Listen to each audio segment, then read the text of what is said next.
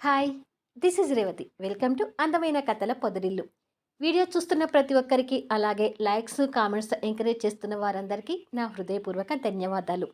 ఇక కథలోకి వస్తే, రేణుని అత్తగారింటికి తీసుకువెళ్ళాలనే ఉద్దేశంతో భారతి తమ్ముడితో కలిసొచ్చి తనతో మాట్లాడుతుంది కదా! ఆ తర్వాత నుంచి స్టోరీ కంటిన్యూషన్. 'ప్రేమ మనసులు' ఎపిసోడ్ నంబర్ 67. భారతి మాటలకు రేణు అంతే కోపంగా చూస్తూ, "ఏం మాట్లాడుతున్నారు మీరు?" అని అడుగుతుంది. "నీ కోపంలో అర్థం ఉంది రేణు. ఆ కోపాన్ని నేను కాదనను. నేను నిన్ను తప్పుపట్టి మాట్లాడినందుకు నన్ను క్షమించు. మా తమ్ముడు కూడా నీతో చాలా తప్పుగా మాట్లాడాడు. వాడు అలా మాట్లాడడానికి కారణం నేనని నాకు ఈ మధ్యనే తెలిసింది" అంటుంది భారతి. ఆ మాటతో అందరూ అశోక్, భారతి వైపు ఆశ్చర్యంగా చూస్తుంటారు. "మా తమ్ముడు నీతో అలా ఎందుకు మాట్లాడాడో తెలుసా?" అని జగదీష్‌కి, తనకి, పిల్లల గురించి జరిగిన సంభాషణ, అశోక్ అది వినడం, భారతి వాళ్ళకి పెళ్లి జరిపించాలని చూడడం అన్నీ వివరంగా చెప్తుంది. అందరూ భారతి మాటలు విని ఆశ్చర్యపోతుంటే, రేణు మాత్రం కోపంతో కన్నీళ్లు పెట్టుకుంటుంది. "నా కోసం లాస్యని పెళ్లి చేసుకోవాలనుకున్నాడు కానీ, నిన్ను, వంశీని అనుమానించి కాదు రేణు. ఆ రోజు నా తమ్ముడు నీతో మాట్లాడిన ప్రతి మాట కూడా మనసులో నుండి వచ్చింది కాదు. నిజానికి ఈ 2 సంవత్సరాలు నువ్వు ఎంతగా బాధపడ్డావో, నిన్ను, నీ ప్రేమను దూరం చేసుకున్నందుకు వాడు అంతే బాధపడ్డాడు. నువ్వు ఈ 2 సంవత్సరాలు వాడిని ద్వేషించుకుంటూ గడిపావు. కానీ వీడు మాత్రం ప్రతి క్షణం నిన్ను ప్రేమిస్తూనే గడిపాడు" అంటుంది భారతి. అశోక్ కన్నీటి పొరలతో చూస్తూ, "అవును రేణు, నిన్ను కాదనుకొని లాస్యని పెళ్లి చేసుకోవాలనుకున్నాను. కానీ నీ ప్రేమకు దూరమయ్యాక ప్రతి క్షణం నాకు ఓ నరకంలా గడిచింది. నేను నిన్ను బాధపెట్టినందుకు నన్ను క్షమించు ప్లీజ్" అంటాడు. రేణు కోపంతో కన్నీళ్లు తుడుచుకొని అంతే కోపంగా వాళ్ళిద్దరి వైపు చూస్తూ, "అయిపోయిందా? అక్క, తమ్ముళ్ళు ఇద్దరూ సంజాయిషీ చెప్పడం. ఇక మీరు వెళ్ళిపోతే నేను హాస్టల్‌కి వెళ్తాను" అంటుంది. ఇప్పటికీ రేణు అలా మాట్లాడుతున్నందుకు అందరూ బాధగా చూస్తుంటారు. "ప్లీజ్ రేణు, జరిగిన దానికి నన్ను క్షమించు. మనకు జరిగిన పెళ్లిని ఒప్పుకో" అంటాడు అశోక్. "క్షమించాలా? ఎందుకు క్షమించాలి? ఆ రోజు న్యూస్ పేపర్లో ఆ వార్త చూసి నా బాధను నీకు చెప్పుకోవాలని ఎంతో ఆశతో నీ దగ్గరికొచ్చాను. కానీ మీ తల్లి కొడుకులిద్దరూ నన్ను ఒక బజార్ దాన్ని చేసి మాట్లాడి అవమానించారు. ఏం, మీ అక్కే మనిషా? నేను మనిషిని కాదా? మీ కుటుంబం బాగుండాలి కానీ నేను మాత్రం బాధపడాలి. ఎందుకంటే మీరంతా ఒకటి. మీ మధ్య బ్లడ్ రిలేషన్ ఉంది. నీకు నాకు మధ్య ఏ రిలేషన్ లేదు. నేను నీకు పరాయి దాన్ని, బయటి దాన్ని, నీకు ఏమీ కాని దాన్ని. అందుకే ఎన్ని మాటలన్నా ఈ పిచ్చిది పడుతుందిలే అని నీ ఇష్టం వచ్చినట్టుగా మాట్లాడావు" అని అంటుంది కోపంగా చూస్తూ. "అది కాదు రేణు, మా తమ్ముడికి నువ్వంటే చాలా ఇష్టం. ఇంకా చెప్పాలంటే మా తమ్ముడికి నీ తర్వాతే మేమందరం. మా తమ్ముడి జీవితంలోకి నువ్వొచ్చిన తర్వాతే మేమందరం వచ్చాము" అంటుంది భారతి. రేణు బాధగా చిన్న నవ్వు నవ్వి, "మీ మీదున్న అభిమానంతో నన్ను కాదని లాస్యని పెళ్లి చేసుకోవాలి అనుకున్నాడు. మరప్పుడు మీ తమ్ముడికి నా మీదున్న ఇష్టం, అభిమానం ఎటుపోయినట్టు? లేకపోతే నేనే మీ తమ్ముణ్ణి మీరు అభిమానించే అంతగా నేను అభిమానించలేకపోయానా? మా ప్రేమలో లోపం మీ తమ్ముడిలో ఉందా? లేక నాలో ఉందా?" అని అడుగుతుంది. "అదేం లేదు రేణు, నువ్వు నన్ను సిన్సియర్‌గానే ప్రేమించావు" అంటాడు అశోక్. "అంటే నీ ప్రేమలో సిన్సియారిటీ లేదా అశోక్?" అని అడుగుతుంది కన్నీళ్లు పెట్టుకుంటూ. ఆ మాటకి అశోక్ నీలచూపులు చూస్తూ, "నేను కూడా నిన్ను అంతే ప్రేమించాను రేణు. కాకపోతే ఆ టైంలో ప్రేమ, కుటుంబమా అంటే కుటుంబం వైపు ఉండిపోయాను" అంటాడు. "ఇలా నీలాగే అందరూ ఆలోచిస్తే ఇక ప్రేమకి, ప్రేమించుకోవడానికి అర్థం ఉండదు అశోక్. నువ్వు ఆ రోజు అలాంటి నిర్ణయం తీసుకొని నన్ను అన్ని మాటలు అనే కంటే నాకు ఉన్న విషయం చెప్పాల్సింది. ఏమో, నేనే నీ పరిస్థితి, నీ కుటుంబ పరిస్థితి అర్థం చేసుకొని నాకు నేనుగా నీ ప్రేమకు దూరం అయ్యేదాన్నేమో" అంటుంది. ఆ మాటకి అశోక్ కాస్తంత కోపం తెచ్చుకుంటూ, "ప్రేమను దూరం చేసుకోవడం అంటే అన్నంత ఈజీ కాదు రేణు" అంటాడు. "నిజమే, ప్రేమను దూరం చేసుకోవడం ఈజీ కాదు. కానీ ప్రయత్నం అయితే చేసేదాన్ని. అప్పటికి నా వల్ల కాకపోతే నేనే మీ బావగారి దగ్గరకొచ్చి కాళ్ళు పట్టుకొనైనా సరే మా ప్రేమను విడదీయొద్దు అని వేడుకునేదాన్ని. ఇద్దరం కలిసి ఏదో విధంగా సమస్యని పరిష్కరించుకునేవాళ్ళం. ప్రేమలో కష్టాలొస్తే ఇద్దరూ కలిసి ఆ సమస్యలను పరిష్కరించుకొని ప్రేమను నిలుపుకునే ప్రయత్నం చేసుకోవాలి కానీ, ఎదురవుతున్న పరిణామాలను పరిష్కరించుకోలేక ప్రేమే కావాలి, కుటుంబమే కావాలని చేసుకోవడం పెద్ద పొరపాటు అశోక్ అంటుంది. నువ్వంటున్నది నిజమే రేణు. నీలాగా నేను ఆలోచించలేకపోయాను. ఇద్దరం కలిసి సమస్యను పరిష్కరించుకోవాల్సింది. అలా కాదని నిన్ను అవమానించి మాట్లాడడం తప్పే. ఇప్పటికి కూడా మన సమస్య పరిష్కారం కాలేదు రేణు. నువ్వు ఒప్పుకుంటే మన ప్రేమని, మన పెళ్ళిని మా కుటుంబానికి నచ్చచెప్పే ప్రయత్నం చేద్దాం అంటాడు. నాకిప్పుడు ఆ అవసరం లేదు అశోక్. నేనే ఈ పెళ్ళిని అంగీకరించినప్పుడు ఇక ఈ పెళ్ళిని మీ కుటుంబం అంగీకరించమని ఎలా అడుగుతాను అంటుంది. భారతి ముందుకొచ్చి, అలా అనుకురేను. నా అభిమానానికి గౌరవం ఇచ్చి నీ ప్రేమను వదులుకోవటానికి సిద్ధపడ్డ నా తమ్ముడే తిరిగి నీ ప్రేమకు కూడా అంతే గౌరవం ఇచ్చాడని చెప్పడానికి నీ మెడలో నా తమ్ముడు కట్టిన పసుపు తాడే సాక్ష్యం అంటుంది. ప్రసన్నాంబగారు కూడా వారికి దగ్గరగా వచ్చి, అవును రేణు, ఆ శ్రీరామ్ ఎలాంటివాడో నీకు తెలిసింది కదా. ఆ రోజు అశోక్ అడ్డుపడి నీ మెడలో తాళి కట్టబట్టి సరిపోయింది కానీ, లేకపోతే ఆ శ్రీరామ్‌తో నీ జీవితాన్ని ఊహించుకోవటానికే భయంగా ఉంది అంటుంది. రేణు కన్నీళ్లు తుడుచుకొని అశోక్ వైపు కోపంగా చూస్తూ, ఈ అశోక్ నా మెడలో తాళి కట్టినంత మాత్రాన నాకు ఒరిగింది ఏమీ లేదు అత్తయ్యగారు. నాకిప్పుడు ఆ శ్రీరామ్‌కి, ఈ అశోక్‌కి పెద్ద తేడా కనిపించడం లేదు. ఒక దుర్మార్గుడితో కట్టించుకోవాల్సిన తాళిని మరొక దుర్మార్గుడితో కట్టించుకున్నాను. అంతే జరిగింది అని అంటుంది. ఆ మాటతో అందరూ ఆశ్చర్యంగా చూస్తుంటారు. ఆశోక్‌కి మాత్రం ఆ మాట అతడి గుండెల్లో గుణపం గుచ్చినట్టుగా ఉంటుంది.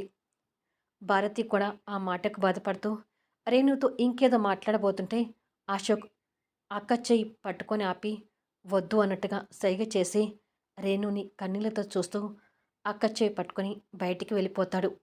రేణు అంతే కన్నీళ్ళు పెట్టుకుని ఏడుస్తూ సోఫాలో కూర్చుంటుంది. అందరూ రేణు వైపు జాలిగా చూస్తుండిపోతారు. కొద్దిసేపటికి అశోక్ రూమ్లో భారతి మాట్లాడుతూ, ఏంటి తమ్ముడు మధ్యలోనే తీసుకొచ్చావు? రేణుకి ఎలాగైనా నచ్చచెప్పి తనని ఇంటికి తీసుకొచ్చి ఉంటే పోయేది అని అంటుంది.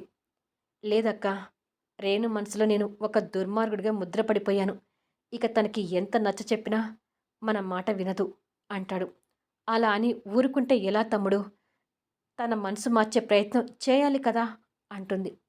ఊరుకుంటానని ఎవరన్నారక్కా? అస్సలు ఊరుకోను. తను మన ఇంటికి వచ్చే వరకు నేను తన వెంట పడుతూనే ఉంటాను. ఆఫీస్ బాయ్గా తన మనసుని గెలుచుకున్న నేను మంచి భర్తగా తన మనసుని గెలుచుకోలేనా? తప్పకుండా గెలుచుకుంటాను. కాకపోతే కాస్త టైం పడుతుంది అంతే అంటాడు. ఏమో తమ్ముడు, రేణు ఈ ఇంట్లో కోడలిగా తిరుగుతుంటే చూడాలని ఉంది అని మాట్లాడుతుంటే లాస్య బయటనుంచి ఆ మాటలు విని, ఓహో, అక్క తమ్ముడు ఇద్దరు కలిసి ఆ గయ్యాలి దాన్ని ఇక్కడికి తీసుకురావాలని చూస్తున్నారా అని అనుకొని ఆ మాటల్ని పూర్ణ చెవిలో వేస్తుంది.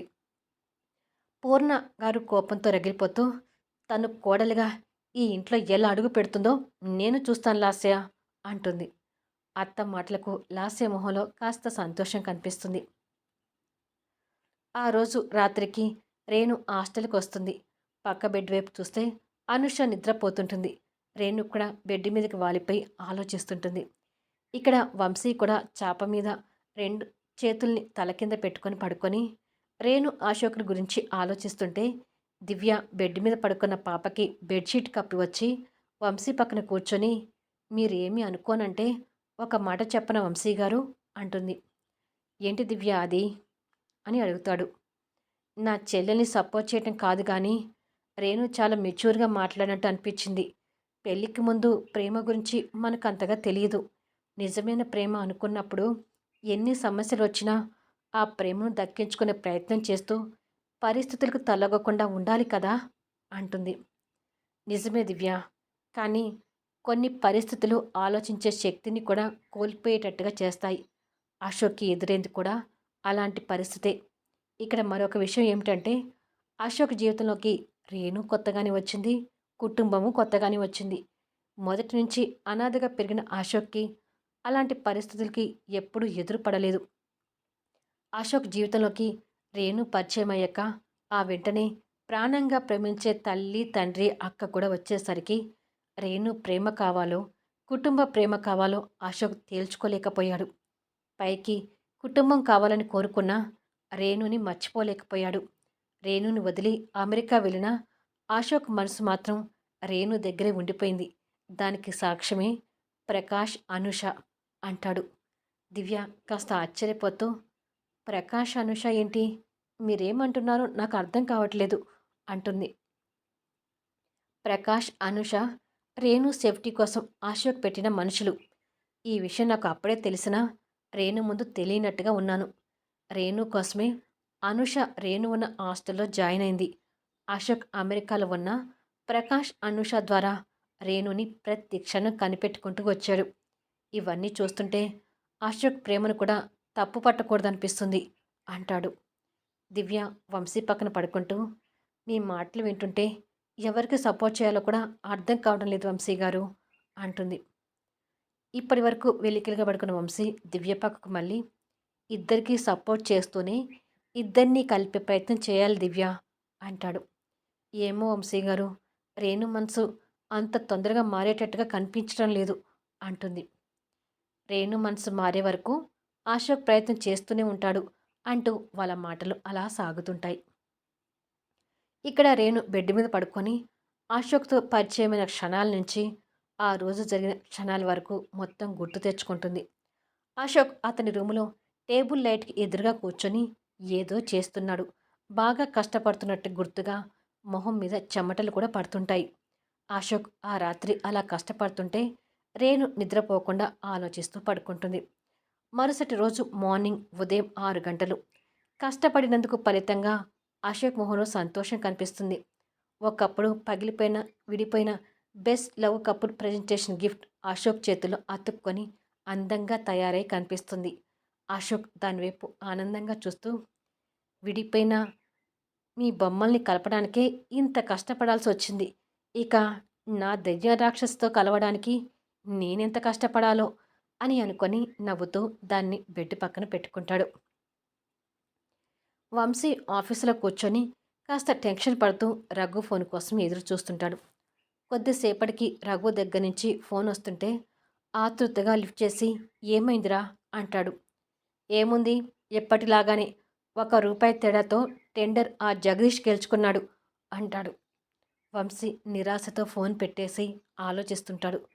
ఇక్కడ అశోక్కి ఆ విషయం తెలిసి వంశీకి రావాల్సిన టెండర్స్ ఎలా మిస్ అవుతున్నాయి, అసలు వంశీ ఇస్తున్న కోడ్ నెంబర్స్ ఎలా లీక్ అవుతున్నాయి అని ఆలోచిస్తుంటాడు.